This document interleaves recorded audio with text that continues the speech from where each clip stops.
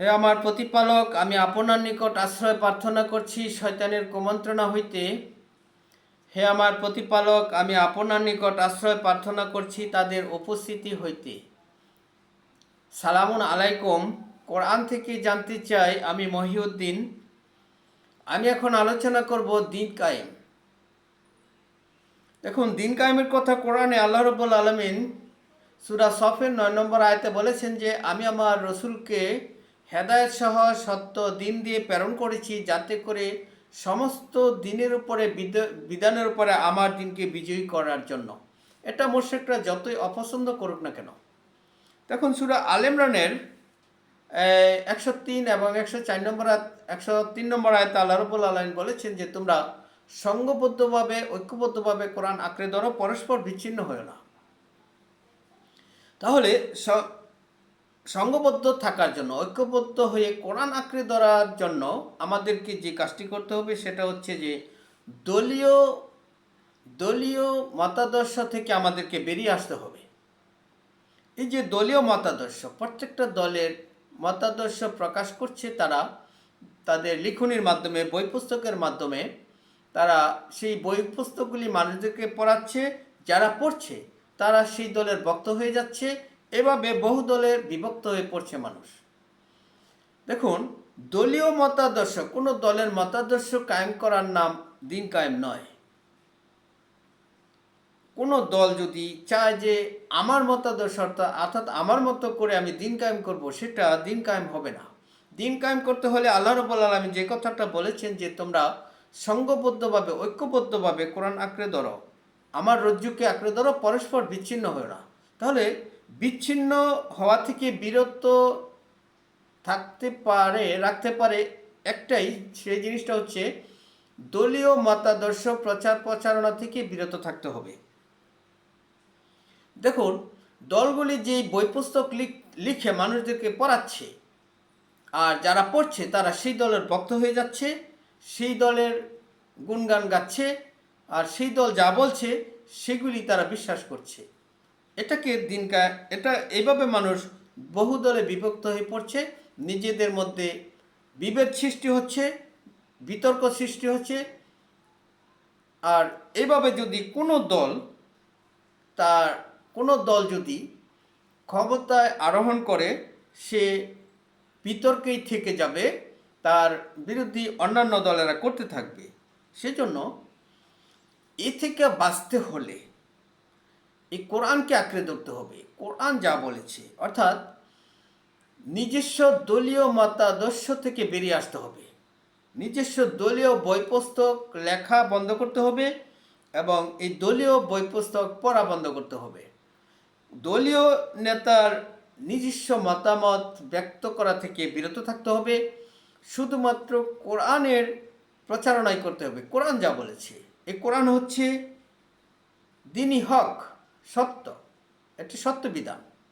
এই বিধান কায়েম করার নাম হচ্ছে দিন কায়েম। এই কোরআন এমন একটি কিতাব যার মধ্যে কোনো সন্দেহ নাই। এই কোরআন বিধান দেয় মানুষদেরকে, যারা বিচার প্রার্থী তাদের বিচারের, যারা ইবাদত করতে চায় তাদের ইবাদতের পদ্ধতি, যারা বিশ্বাসী হতে চায় তাদের বিশ্বাসের পদ্ধতি। এক হতে হবে এই কোরআন কেন্দ্রিক।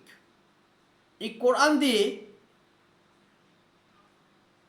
সত্য এবং মিথ্যার পার্থক্য করে দিতে হবে। কোরআন হচ্ছে সত্য মিথ্যার পার্থক্য নির্ণয়কারী। কোরআন কোনটা সত্য কোনটা মিথ্যা এটা পরিষ্কার করে বলে দেয়।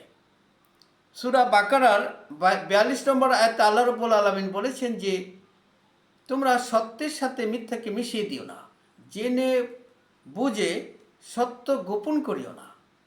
কিন্তু দলীয় মতাদর্শ, দলীয় পুস্তকাদি, সেগুলি তারা কোরআনের নামে, রসুলের নামে লেখালেখি করে মানুষদেরকে সত্য এবং মিথ্যার মধ্যে মিশিয়ে ফেলা হয়েছে। মানুষ বুঝতেই পারছে না কোনটা সত্য কোনটা মিথ্যা। দুঃখজনক হলেও সত্য যে তারা সত্য এবং মিথ্যা একসাথে মিশিয়ে ফেলেছে। সেজন্য তাদের উচিত হবে যে তারা যেন তাদের দলীয় বই পুস্তক লেখালেখি থেকে বিরত থাকে। যদি তারা দিন কায়েম করতে চায়, তারা যেন তাদের নিজস্ব মতামত অর্থাৎ ওয়াজ মাহফিলগুলি কোরআন বাদ দিয়ে যেন না করে, তারা রাসূলের নামে রাসূলের দোহাই দিয়ে যে কিতাবাদি যে পুস্তকাদি লেখালেখি করেছে, যে ওয়াজ মাহফিলগুলি করে, সেগুলি থেকে বিরত থাকতে হবে। কারণ হচ্ছে কি, রাসূল দুইটা জিনিস, দুইটা বিধান আবিষ্কার করেন নাই। যদি করত, যেমন ধরুন সূরা হাক্কার 44, 45, 46 নম্বর আয়াতে আল্লাহ রাব্বুল আলামিন বলছেন, সে যদি নিজের থেকে কোনো কথা রচনা করে আমার নামে চালিয়ে দিত, আমি তার ডান হাত চেপে ধরতাম, কেটে ফেলতাম তার দবনিকা শিরা। এমন কেউ নিজে তাকে রক্ষা করতে পারে। সে যদি নিজের থেকে কোনো বিধান রচনা করত, কোনো বিধান আবিষ্কার করত, তাহলে তার গলাটাই কেটে ফেলা হতো। সে তো নিজের থেকে কোনো কথা রচনা করে নাই, সে তো নিজের থেকে কোনো কথা বলেন নাই, যা বলেছেন সেটা ওহী। সূরা নাজমের 3-4 নম্বর আয়াত। আল্লাহ প্রদত্ত এই কোরআন সম্মানিত রাসূলের বাণী। আল্লাহ রাব্বুল আলামিন সূরা হাক্কার 37, 38, 39, 40 সেই 3টি আয়াতে আল্লাহ রাব্বুল আলামিন বলছেন যে, তোমরা যা দেখো এবং যা দেখো না, উভয়ের কসম, এটা সম্মানিত রাসূলের বাণী। এই কোরআন হচ্ছে সম্মানিত রাসূলের বাণী। যদি এই কোরআন ছাড়া যদি অন্য কোনো কিতাব যদি রাসূলের বাণী হয়, তাহলে তো রাসূলের বাণীকে দুই ভাগে বিভক্ত করে দেওয়া হলো। রাসূলের বাণী কিছুতেই দুই ভাগে বিভক্ত নয়। রাসূলের বাণী তার নিজস্ব কোনো আলাদা কোনো বাণী নয়। তার বাণী হচ্ছে আল্লাহ প্রদত্ত আল্লাহর বাণী। আল্লাহ যা বলতে বলেছেন তিনি তাই বলেছেন। অতএব রাসূলের নামে কোনো বই কিতাব রচনা করে আপনারা মানুষদেরকে বিভক্ত করার চেষ্টা থেকে বিরত থাকুন। মানুষের মধ্যে ইসলামের অর্থাৎ মুসলমান ইসলামের কোরআনের প্রতি মানুষের ধ্যান ধারণাকে বিতর্ক সৃষ্টি করা হচ্ছে আপনাদের লিখনির মাধ্যমে, আপনাদের বই পুস্তকের মাধ্যমে। অতএব দিন কায়েম করতে হলে, ঐক্যবদ্ধভাবে কোরআন আঁকড়ে ধরতে হলে আপনাদের নিজস্ব মতামত, নিজস্ব মতাদর্শ এগুলি পরিহার করতে হবে। শুধুমাত্র কেবলমাত্র এই কোরআনকে আঁকড়ে ধরতে হবে। বলতে হবে এসো সেই কথায়, সকলকে বলতে হবে এসো সেই কথায়, যে কথা আমাদের এবং তোমাদের মধ্যে এক, তা হচ্ছে আল্লাহ ছাড়া কারো ইবাদত করব না, তার সাথে কাউকে শরীক করব না, পালনকর্তা রূপে কাউকে গ্রহণ করিব না। যদি তারা মুখ ফিরিয়ে নেয় তাহলে বলে দিন যে আমরা হচ্ছি মুসলিম, অর্থাৎ আত্মসমর্পণকারী আল্লাহর নিকট। সূরা আল ইমরানের ৬৬ নম্বর আয়াত আপনারা পড়ে দেখবেন। আল্লাহ রাব্বুল আলামিন পরিষ্কার করে বলে দিয়েছেন যে এসো সেই কথায়, যে কথা এক আমাদের এবং তোমাদের মধ্যে, তাহলে আল্লাহ ছাড়া কারো ইবাদত করা যাবে না। এই দাওয়াতটা সকল নবী রাসূলগণ দিয়েছেন। আল্লাহ বলেছেন সূরা আম্বিয়ার 25 নম্বর আয়াতে যে আমি তো সকল নবী রাসূলদেরকে এই কথাই বলতে বলেছি তাদেরকে, যে তোমরা বলবে তাদেরকে যে এক আল্লাহর সাথে কাউকে শরীক করো না, তার আল্লাহ ছাড়া কারো ইবাদত করবে না। সকল নবী রাসূলগণ এই কথাই বলেছেন। ইব্রাহিম নবীও তাই বলেছেন যে তোমরা কেন এই মূর্তিগুলির ইবাদত করো, যেগুলি তোমাদের কোনো উপকারও করতে পারে না, অপকার করতে পারে না। তারা বলেছিল আমাদের বাপদাদা পূর্বপুরুষরা করেছে, সেই জন্য আমরা করি। শোয়েব নবী বলেছিল তোমরা এক আল্লাহর ইবাদত করো, তিনি ছাড়া আর কোনো মাবুদ নাই, তোমরা মাপে ওজনে কম দিও না। তার জাতি তাকে বলেছিল তোমার ইবাদত, হে শোয়েব, আপনার ইবাদত, আপনার সালাত আপনাকে এই শিক্ষা দেয় যে আমরা আমাদের বাপদাদা পূর্বপুরুষরা যাদের ইবাদত করতো সেগুলি আমরা ছেড়ে দেই। এবার প্রত্যেক নবী একই দাওয়াত দিয়েছেন, আর তার জাতিরা হয়তো গ্রহণ করেছে, কেউ কেউ গ্রহণ করেছে, অনেকে গ্রহণ করেন নাই, কিন্তু দাওয়াত তো এক এবং অভিন্ন, কোনো পার্থক্য নাই, ইবাদতের মধ্যে কোনো পার্থক্য নাই। তাহলে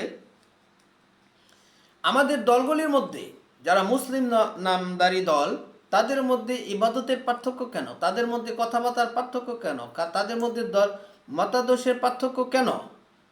এগুলি তো দিনের কোনো বিষয় নয়, এগুলি তো হচ্ছে অনৈক্যের বিষয়, এগুলি হচ্ছে কোরআনকে আঁকড়ে ধরার বিষয় নয়, এগুলি হচ্ছে কোরআন ছেড়ে দেওয়ার বিষয়, এগুলি হচ্ছে মানুষের মধ্যে দলাদলির বিষয়, বিভেদ সৃষ্টির বিষয়, এগুলি হচ্ছে আল্লাহর বিধানকে হাসি ঠাট্টা বিদ্রুপের বিষয় বানিয়ে দেওয়ার বিষয়।